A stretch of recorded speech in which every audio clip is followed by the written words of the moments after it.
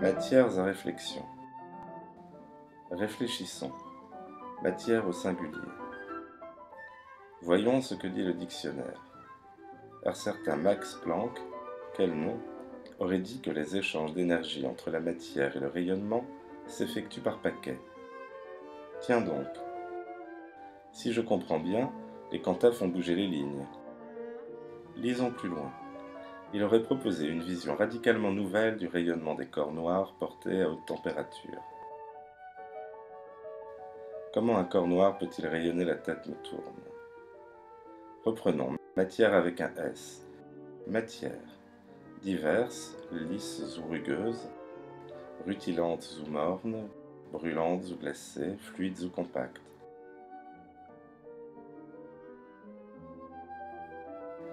Toutes étrangères. Autres radicalement. Est-ce bien vrai? Ne suis-je pas aussi matière? Oui, mais une matière pensante.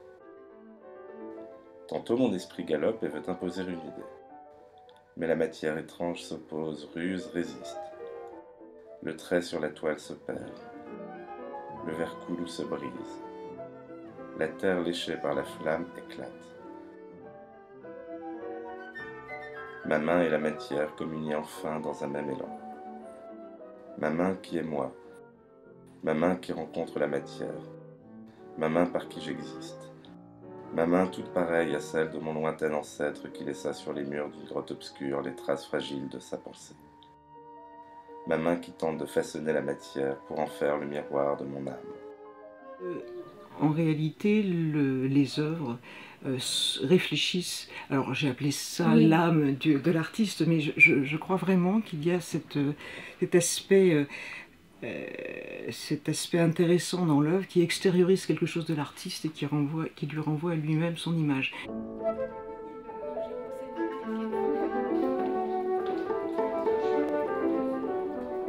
Le thème, c'était matière à réflexion. Oui. C'était matière à penser et puis matière qui réfléchit optiquement aussi. La matière minérale devait déjà donner un aspect dynamique à la forme. Votre travail en général s'articule autour de ces contrastes entre matière brute et matière lisse, c'est ça? Et puis surtout entre l'intérieur et l'extérieur.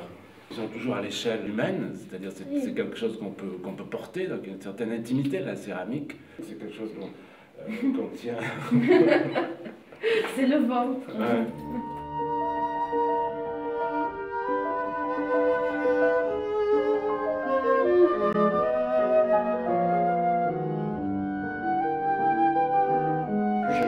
Faire parler la matière elle-même. Je me base sur la matière pour construire mes pièces autour de ce qu'elle a de spécifique. Une terre ne ressemble pas à une autre terre. Il y a des terres chamottées, des terres lisses, de la porcelaine, et qui amènent à des formes, à un esprit de forme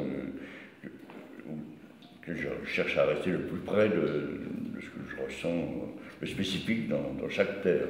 C'est très spontané ce que je fais. Oui, presque intuitif. Ah bah complètement, oui. Et votre rapport à la couleur, alors, quel est-il? La couleur, pour moi, ça n'existe pas.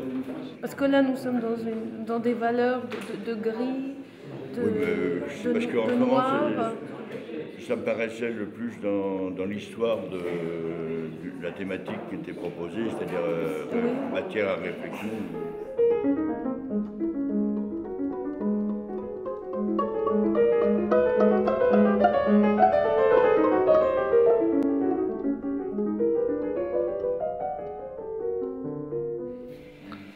Chaque ton dans l'œuvre de Philibert Charrin est extrêmement choisi, les formes choisies, mais aussi, comme toute vraie peinture, on est là dans l'hypersensibilité. C'est quelque chose d'assez exceptionnel. cette œuvre correspond parfaitement au thème matières à réflexion parce qu'il y a l'association des matières. Les 2 panneaux de bois encadrent en fait les 3 panneaux de toile. Joan Coignard avec l'abécédaire que l'on retrouve dans de nombreuses œuvres.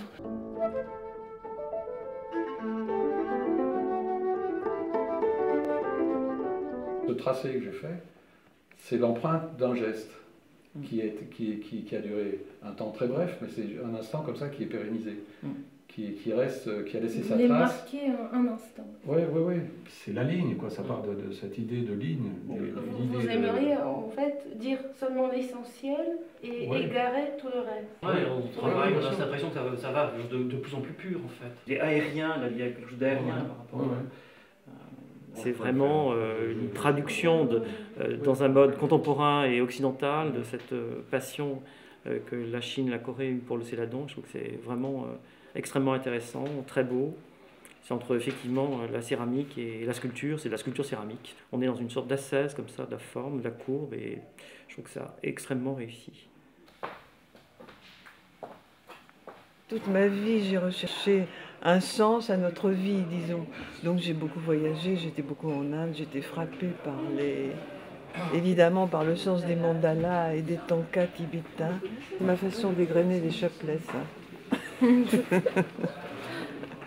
Il y a un peu une architecture mandalesque, comme on pourrait dire. Oui, une architecture. Oui, mais parce qu'il y a un centre, que les choses sont centrées. Ça fait longtemps que vous recherchez ce centre. Oui. Votre travail, c'est cet avancement.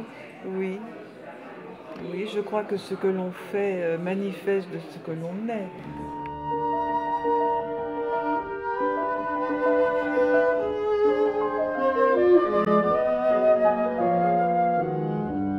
Beaucoup d'artistes disent qu'en fait, ils ne pensent pas l'objet avant.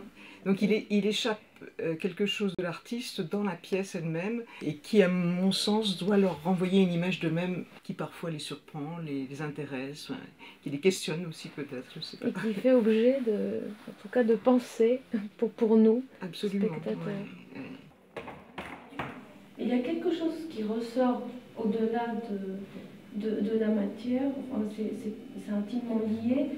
Dans la plupart des œuvres exposées, c'est la question du temps. La trace du temps, effectivement, de recréer cette chose immatérielle et de pouvoir l'exprimer à travers une œuvre. Quelqu'un qui travaille beaucoup sur le temps aussi, c'est Jean-Louis Claude. Pour réaliser une œuvre comme celle-ci, il lui faut entre 6 mois et 1 an.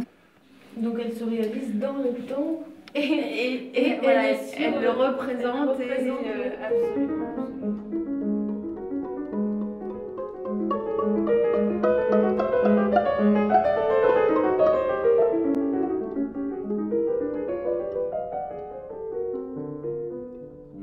La métamorphose de la cuisson fait que on ne sait plus ce qui est naturel et ce qui est fabriqué.